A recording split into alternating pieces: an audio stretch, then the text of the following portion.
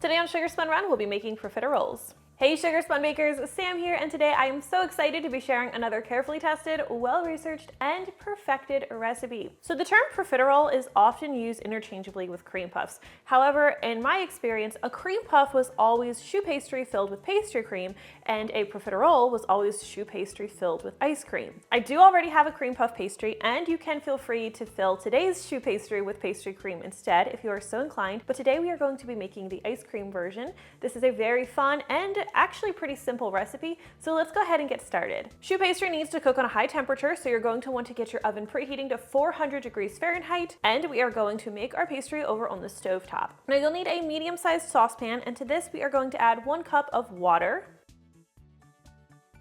and a ½ cup of butter, which I am just going to cut into 8 pieces. It's going to help it melt a bit more quickly that way. About 8 pieces. Drop this in.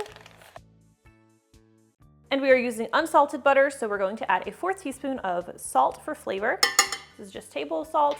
And we're going to bring this to a rolling boil over medium-high heat. Let's break up that butter. While your mixture is coming to a boil, you'll want to make sure you have 1 cup of all-purpose flour measured out. We'll need that shortly. I have previously shared a standalone choux pastry recipe. This is exactly the same thing. We're just going to be filling it a little bit differently this time. We are going to want to cook this until we see a full rolling boil, not just a couple bubbles popping, we want a full boil. I do like to stir this occasionally while it's cooking. All right, we're not quite there yet. Okay, we have a full boil going here, so now we're going to add our flour. Again, this is 1 cup of all-purpose. Be careful, don't splash yourself. And we are going to turn our heat down to low heat, and we are going to stir everything together until the dough forms a ball that clings to itself and that pulls away from the sides of the saucepan. Now I recommend using a spatula or a wooden spoon for this process, and you may notice some flour lumps while you're mixing. They should all work out pretty nicely, but if you see any clumps that just aren't breaking up, just kind of smash them against the side of the saucepan to help break them up. Now, this looks a little bit messy at first, but just keep mixing. Make sure you're scraping the sides and bottom of the saucepan while you do this. We're still cooking out some water here. Still have some flour clumps. Let's work those out. So we're looking for a ball that is pulling away from the sides of the saucepan. We're almost there. All right, I'm happy with how this is looking, so let's remove it from heat. Okay, now we're going to continue to stir this just another couple of minutes longer because we want it to cool down a little bit before we add our eggs. Otherwise, we run the risk of cooking our eggs, which we don't want to do.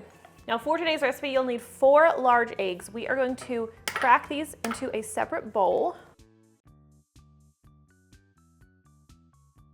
And we are going to add these one at a time.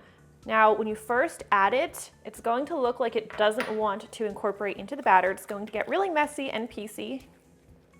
Oh, and spilled some right there. Fold that over. You do not want to add your next egg until this one is completely incorporated. And if you're getting a little bit nervous because it looks super messy, just have faith, it will all come together. Always does. Now, I believe some people use an electric mixer for this step. I just do it by hand, but I think if you wanted to do that, use an electric mixer on low speed, I think that would be totally fine. Egg number 2. Always looks so messy. Right now, I'm really understanding why people use an electric mixer, but I will persevere. Okay, now the next egg. It does not look pretty right now. Okay, last egg, egg number 4. And I thought I got a little bit of shell in there, but I guess that was just the protein from the white. Nope, there it is. We're getting that out. This is why you crack your eggs in a separate dish. You don't want eggshell in anything. Egg number 4, shell-free. Let's mix that baby in. When you're finished and all the eggs have been incorporated, the batter should be smooth and velvety. It shouldn't look separated at all. Ta-da! Okay, this looks great. So now let's talk about piping our choux pastry. When I'm cooking choux pastry, I like to use a large baking sheet because then I can fit all of my pastry on one baking tray and I can cook it all at once, which just makes life a lot easier.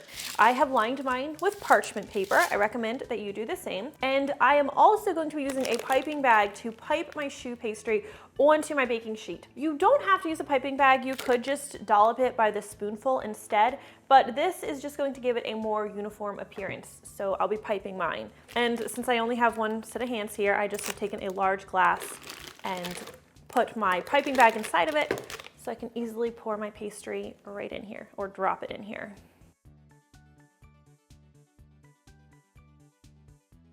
Ah! Scrape that right up. Oh my goodness.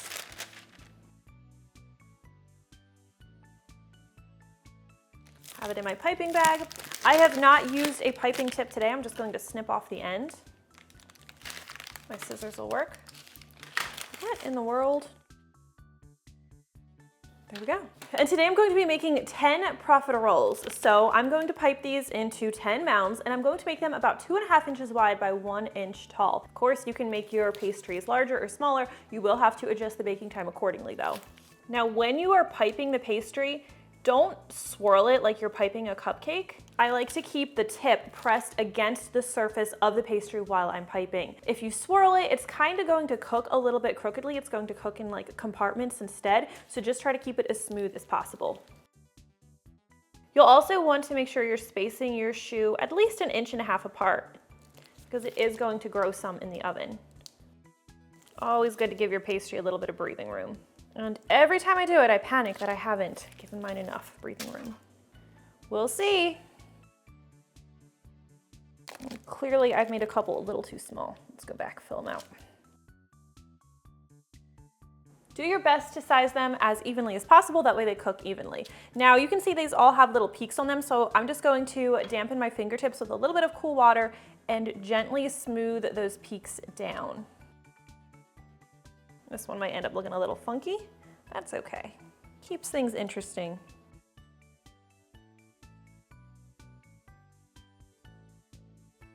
All right, now let's take these over to our 400 Fahrenheit preheated oven. Do make sure your oven is completely preheated because it's important that these go in at a high temperature. We're going to bake them in the center rack and they are going to cook for about 30 to 35 minutes. When they're finished baking, they should look a nice golden brown in color and they should also appear dry. Now, once they finish baking, we'll open the oven and I am just going to briefly prick each of these with a wooden skewer or a knife, a sharp knife. This is going to help any steam release and keep the choux from getting soggy. Now turn your oven off, return these to the warm but off oven, crack the door and let them cool for 10 minutes in the oven before removing them to room temperature to cool completely. We will let these cool completely to room temperature before we fill them with our ice cream. Now, while they are cooling, I do like to prepare my ganache topping. The ganache comes together very quickly, very easily. For your chocolate portion, you're going to need 6 ounces of chocolate. I recommend a dark chocolate. You can either finely chop chocolate bars or you can use couverture chocolate, which I'm using. They're already in small chocolate chipped form, so I don't need to chop them up. Now we're just going to heat 3/4 cup of heavy cream until it begins to steam. I just set my stovetop heat to medium low. The chocolate should be in a heat-proof bowl because we want to have this ready to go once the cream is hot enough. Just swirl this occasionally while it's heating. All right, I see some steam here. So we'll take the cream off of the heat and we're just going to pour this evenly over our chocolate. Now we'll take a piece of foil, cover this bowl. Now set yourself a timer for 5 minutes and don't touch your ganache until that 5 minutes has passed. After 5 minutes, pop that foil off and we'll whisk this ganache until it's nice and smooth. Don't panic, it'll look separated at first, everything will come together. All right, now for the ganache. People take different approaches to adding ganache to their profiteroles. Some people will just simply take their choux pastry and dip the top in and have just a nice little chocolate ganache cap. I take a more indulgent approach, which I will show you. All right, now we are going to cut our choux pastry in half to basically be making little ice cream choux sandwiches, which is what profiteroles are. Let's go ahead and cut into this. I use a sharp serrated bread knife. Yours should look nice and dry inside. You'll notice those big air pockets. That's what you want to see. Now we will take a generous scoop of ice cream, about a 1/3 cup. We're going to just drop that in the center. I'm just using vanilla ice cream. Obviously you can use whatever you would like. And I make my choux pastry the size I do because look how nicely it fits with my ice cream scoop.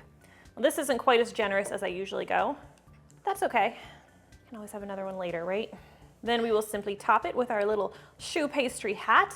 And here's what I was saying before. Some people would just dip the top of their pastry in ganache. These profiteroles have to be eaten right after they're assembled because they're made with ice cream, right? So I make it an extra indulgent treat, and I just take my ganache and I just pour as much as I want, which is a lot, over top. I like the ganache to be warm. If you don't, make your little cap, let it cool. But I like this super indulgent treat. Now you have to eat it right away because you've got cold ice cream, warm ganache, but that is how you make profiteroles. I really hope you guys enjoyed today's recipe. If you try it out, please leave me a comment. Let me know what you think. I always love hearing from you. Thank you so much for watching, and I'll see you next time. Okay, officially, I recommend using a fork for this because it's gonna get messy. But it's so good. What? What is it? Did Timmy fall in the well? I do not want eggshells in anything. Nikki does. I would prefer to get my calcium other ways. All right, next egg. Okay, I was cheating a little bit. I want that completely incorporated. Get some royal scissors. This is cut-resistant pastry bags. Let's pretend that didn't happen.